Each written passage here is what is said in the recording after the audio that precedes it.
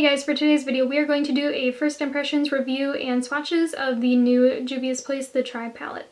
I've honestly been super excited about this palette ever since I have seen swatches of it because it's like earthy yet it's bright, and I've been really kind of attracted to like earthy tones lately, like earthy kind of eyeshadow colors, and this palette really kind of spoke to me because of the color story in here.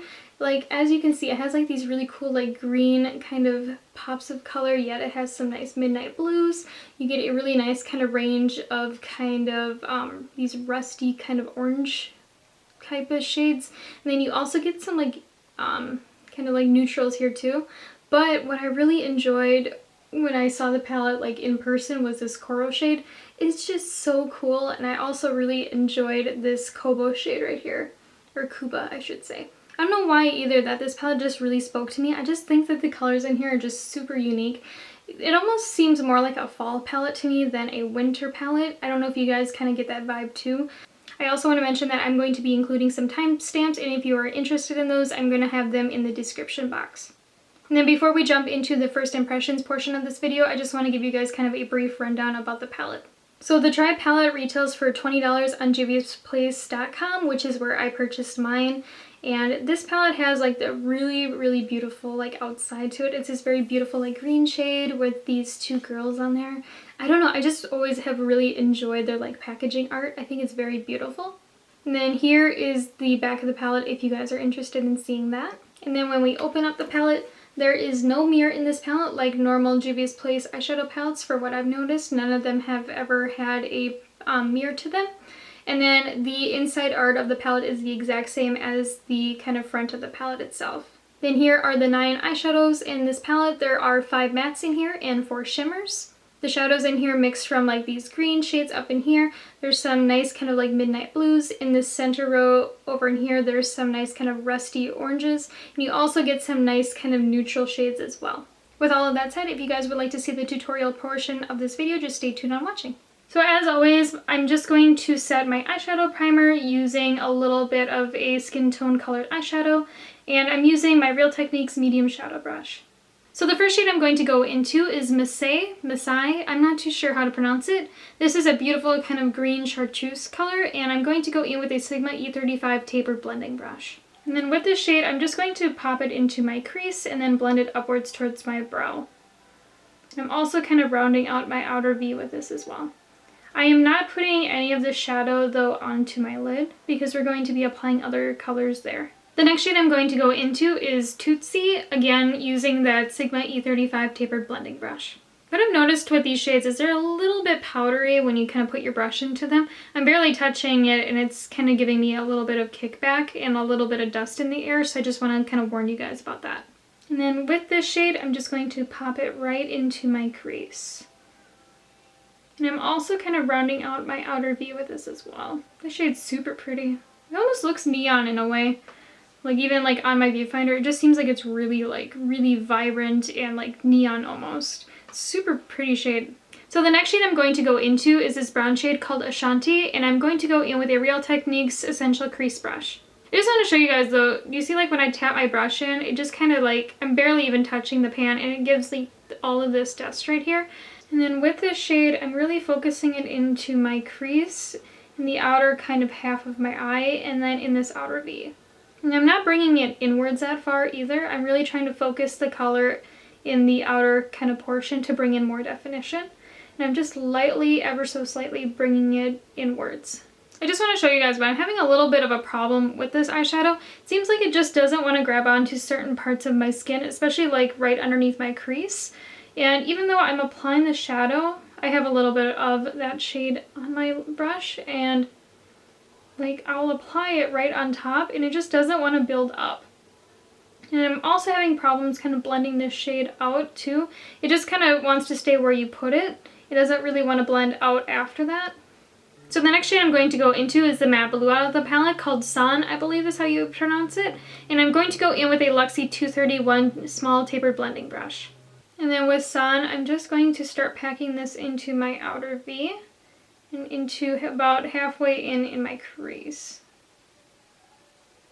I actually thought that this shade was going to apply way more like of darker blue, but this one's actually applying more like a emerald green, which I really like. It's such a unique shade too.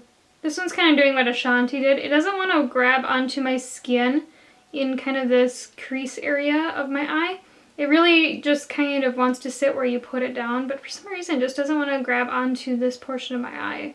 You can kind of see it's a little bit patchy because of it. So then, as always, I'm going to go in and cut my crease using my Tarte Shape Tape Concealer in the shade Fair using a BH Cosmetics Flat Shader Brush. So once you get the cut crease down, the next shade I'm going to go into is Kuba, this really beautiful kind of blue shimmer shade in the palette, using a Sigma E55 Flat Shader Brush.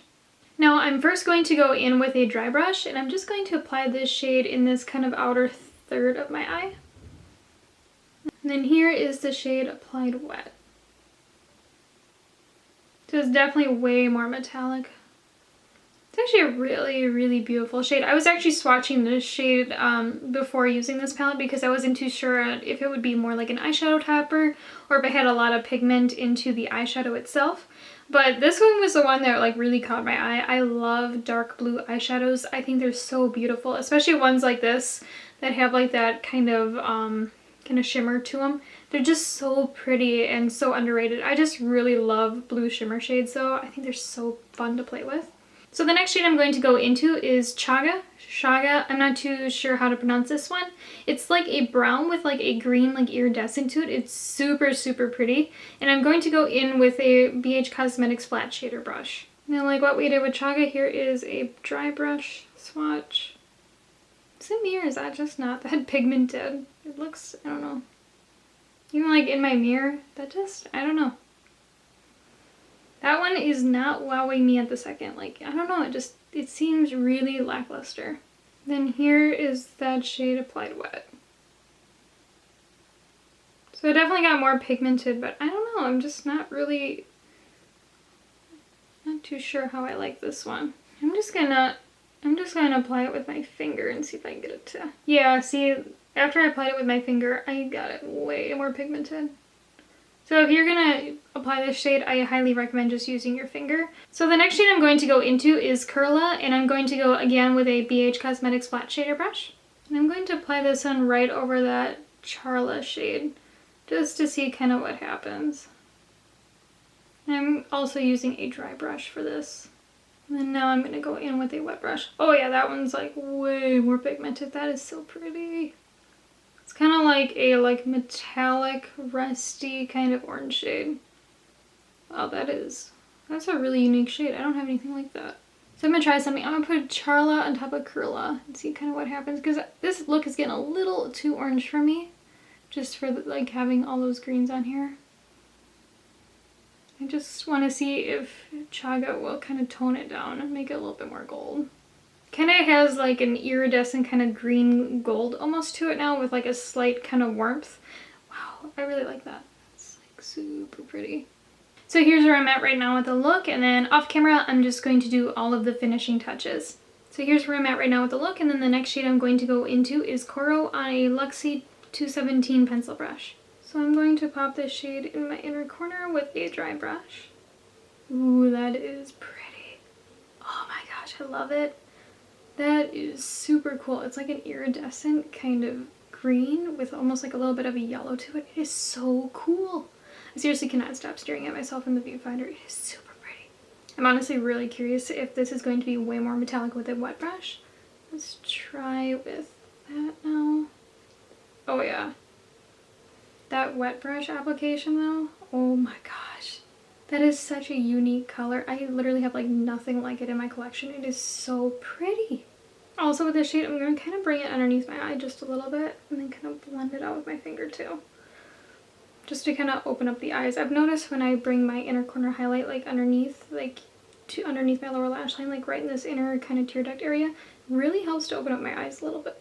So here's the complete look using the Tribe palette from Juvia's Place, and honestly I'm really liking the look that I got with it. I think it's really cool, and it almost kind of gives me like an earthy kind of vibe to it, which I really enjoy. I'm honestly just really loving this inner corner kind of tear duct area. I think it's just such a unique shade. I just really love it.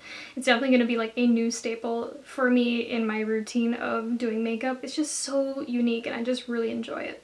For this look as well, I really wanted to do a glossy lip. I thought it would really pair well with it. I'm actually really enjoying it. Normally I never do a glossy lip. It's very rare for me, but I really love these Jouer. I believe they're just a lip topper. Yeah, and then this one is in Saint Tropez, which is just so pretty. I just really enjoy it, and the formula is so nice. It's not sticky, it's very creamy, it's very thin too. I can barely feel it on my lips, which I also really enjoy, yet it has a really nice sparkle to it. So as for my final thoughts on the Tri palette from Juvia's Place, I want to give you guys some pros and cons about the palette.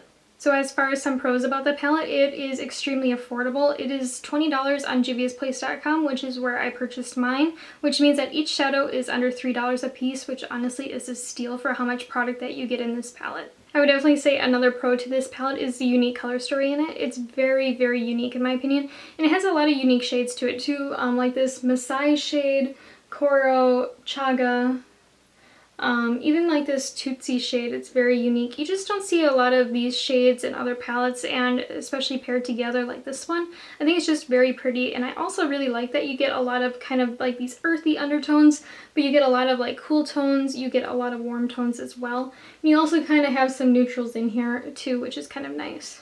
Another pro to me is that this palette has a mix of both matte and shimmer shades. It always annoys me when palettes don't have a really nice kind of mix of both, and this one definitely does have it. It has 5 mattes and 4 shimmers, which I definitely think is really nice. And I also enjoy that it has like this kind of lighter type of shimmer as well, which is perfect for an inner corner highlight or underneath the brow bone or even in the center of the lid, which is really nice because a lot of palettes I've noticed from Juvia's Place, they don't always include a really nice kind of like inner corner highlight shade. So I'm really happy that this one did. So the only con I had about this palette is the formula of some of the matte eyeshadows. They honestly just were not my favorite, especially these darker two down here, Sun and Ashanti. These two right here. I just had a problem kind of blending them out and kind of getting them to work where I wanted. It would always feel like where I place the eyeshadow is where it would stay. It would never like blend outwards from that, which kind of gets really frustrating, especially when you are doing kind of like these types of looks. You don't want like a chunky kind of dark blue up here. You really want like that gradient fade, and it was really hard for me to get that. And even now, after I blended my makeup for a little bit, you can kind of still see kind of the lines I had from where I placed the shadows initially, which gets really frustrating. Another thing I just kind of want to throw in here that may be a con for you, but personally it is not for me, is that some of the matte shades in here, especially like Masai and Tootsie and Sun, they got very dusty when I was putting my brush into the pan.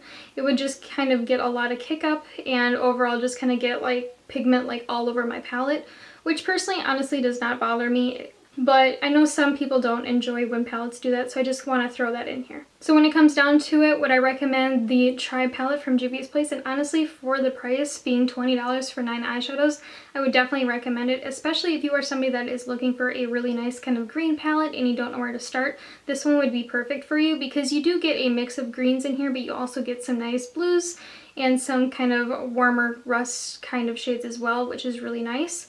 So if you're looking for a really nice and affordable green palette, I would definitely recommend checking this one out.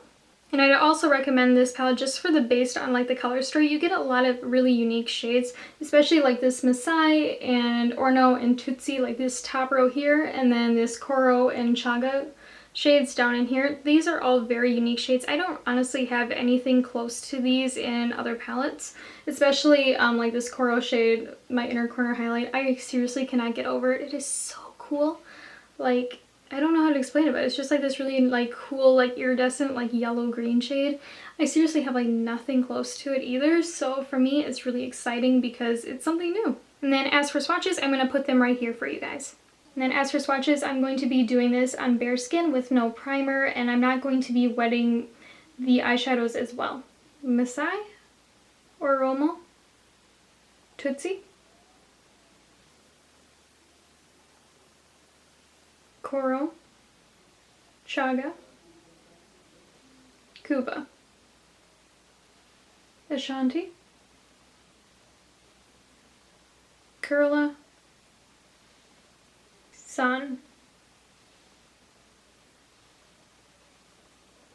But yeah, so let me know in the comments down below what your thoughts are on this palette. What do you think of the swatches? Are you going to pick it up? I would love to hear your thoughts on it. And as always, I would really appreciate if you hit that subscribe button down below. And if you'd like to follow me on Instagram, my Instagram account is @lethal_kitten. I hope you guys have a wonderful day, and until next time.